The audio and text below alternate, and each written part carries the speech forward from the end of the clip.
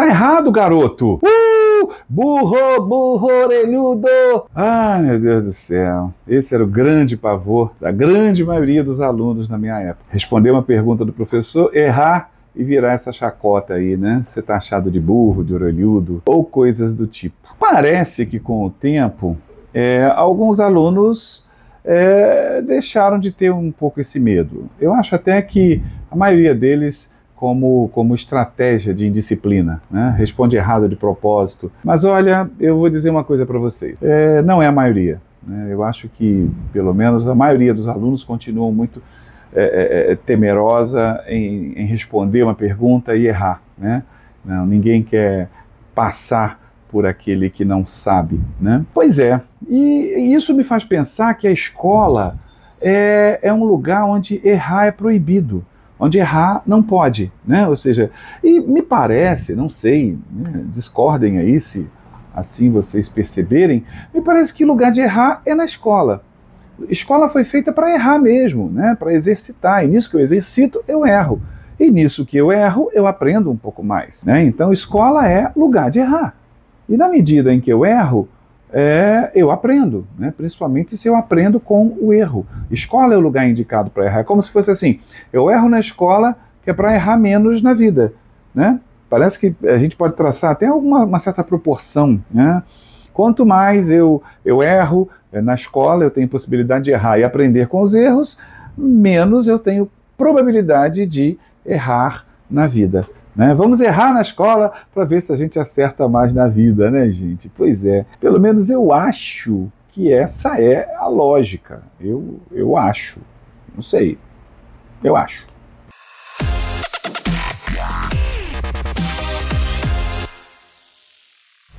Eu sou o Júlio Furtado e esse é o Papo Pedagógico número 24. Uau! Estamos caminhando! Papo Pedagógico 24. Suponha que você precise, vamos bater na madeira, na isola, mas vamos supor, só para exemplo, que você precise fazer uma cirurgia e você está em dúvida entre dois médicos cirurgiões. Então, você tem o médico A, vamos chamar de médico A, que é um médico que já fez umas 40 cirurgias do tipo dessa que você precisa fazer e sempre com muito êxito, nunca cometeu nenhuma falha, nunca deu nada errado na cirurgia dele, foi sempre tudo perfeito, tudo sob controle, etc. O cirurgião letra B, ele já fez mais de 500 cirurgias dessa natureza. Esse é um exemplo que eu sempre trabalho com ele. Nas 100 primeiras cirurgias, vou confessar, né, aqui para vocês que ele cometeu algumas falhas, sim. Né, algumas falhas e percebeu que cometeu, consertou e, mais importante, aprendeu com aquelas falhas. Nas primeiras 100 cirurgias que ele realizou, aconteceram algumas falhas e ele aprendeu muito em função dessas falhas. Eu não sei quanto a você. Eu me opero com o segundo cirurgião. Eu quero me operar com o que já errou, com toda certeza. Por quê? Porque quem já errou e aprendeu com os erros sabe mais do que quem nunca errou. Tá aí, estou lançando essa reflexão. O que você acha disso? O que você pensa disso? Quem já errou e aprendeu com os erros sabe mais. Para pensar, né? E por que isso acontece? Porque quem já errou e aprendeu com os erros, ele aprendeu em cima de uma circunstância muito mais intensa. Ele aprendeu sob a égide, né, do impacto emocional. Ele aprendeu com uma possibilidade de se concentrar, de prestar atenção, né, e de aprender mais rapidamente e resolver aquela situação, o que é diferente de aprender do zero, né? Isso nos permite afirmar que errar não é exatamente o contrário de acertar. É uma outra reflexão, né? Quem diz que errar é o contrário de acertar? Não, não é. A gente pode dizer que errar é parte do processo de acertar. Pode até dizer mais. É um acerto que foi antecedido de erros que propiciaram aprendizagens, reflexões e aprendizagens, vai ser um acerto mais consistente, né? Vai ser um acerto mais forte, né? Mais bem elaborado. Então, errar não é o contrário de acertar. Errar é parte do processo de acerto, né? Outra conclusão é a de que quando a gente aprende a partir do erro, aprende-se de uma forma mais consistente.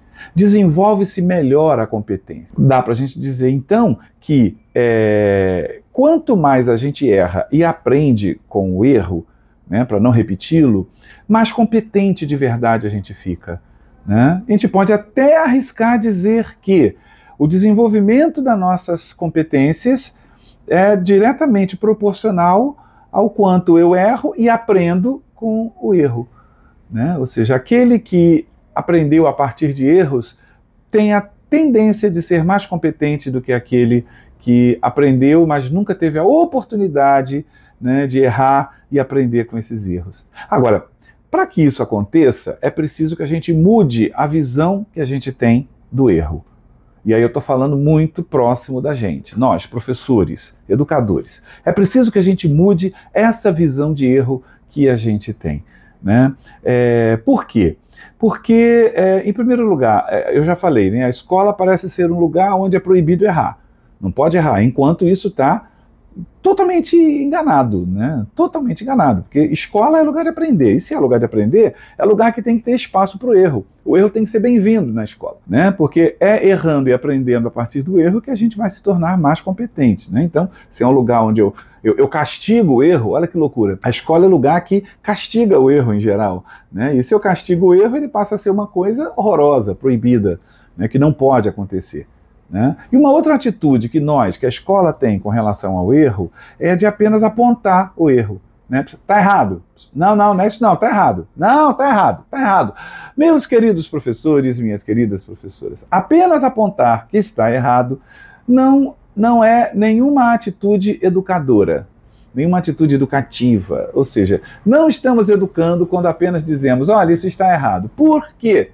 Porque o que é educativo é a gente colocar a pessoa para refletir a partir do que ela errou. Porque a gente precisa que ela aprenda a partir do erro. Por isso, cada erro é um erro, né? Eu preciso olhar para o erro com um olhar meio que de interpretação, de compreensão, né? Para que a gente possa ajudar o menino ou a menina a aprender a partir daquele momento. E não apenas dizer, não, está errado, não é isso não. Eu me lembro de um exemplo muito interessante dado por uma professora da educação infantil. Ela disse que passou a seguinte atividade para os alunos. Ela colocou numa folha de papel, ela colocou assim, risque o que é maior. Então ela colocou uma bola grandona, o maior era a bola. Depois ela colocou uma boneca, tamanho médio, colocou uma casa pequenininha, menor um pouco, e colocou um avião quase que do tamanho da casa, um aviãozinho. Então risque o maior. O menino foi e riscou o avião. E aí, na educação infantil, existe uma relação professor-aluno que propicia um pouco esse trabalho a partir do erro, né?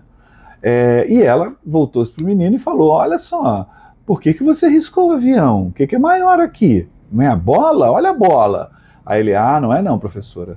O avião é maior que a bola, é maior que a boneca e é maior que a casa. O avião é grandão. Meu pai já me levou no aeroporto e eu vi o avião. Ele é grandão, ele é maior do que os outros todos. E aí, essa professora é obrigada, é forçada a pensar sobre essa situação de erro, né? É um erro bem relativo, né? Pois é. Então é isso, a gente precisa repensar um pouco essa relação que a escola tem com o erro, e em especial a que cada um de nós professores também tem com o erro, né? Na verdade, existem 4 tipos de erros, né? E para cada um desses tipos de erro tem uma explicação e existe uma atitude específica que o professor deve ter com relação a cada um desses 4 tipos de erro. Mas isso é assunto, é tema para o nosso Papo Pedagógico número 25. O próximo, fiquem ligados e não percam, ok? E aí, vamos pensar sobre isso? Vamos refletir? Deixa aqui embaixo os seus comentários e se você ainda não assistiu os outros vídeos do Papo Pedagógico, não perca. Já tem 23 lá esperando por você, lá no canal Sala dos Professores no YouTube. Tá? Assista, encaminhe o link para os seus colegas, são todos gratuitos. O objetivo é levar a reflexão sobre a nossa ação docente na escola, nos nossos momentos de reflexão da escola, ok? E é isso, foi um grande prazer estar com vocês, muito obrigado pela companhia e até o próximo Papo Pedagógico.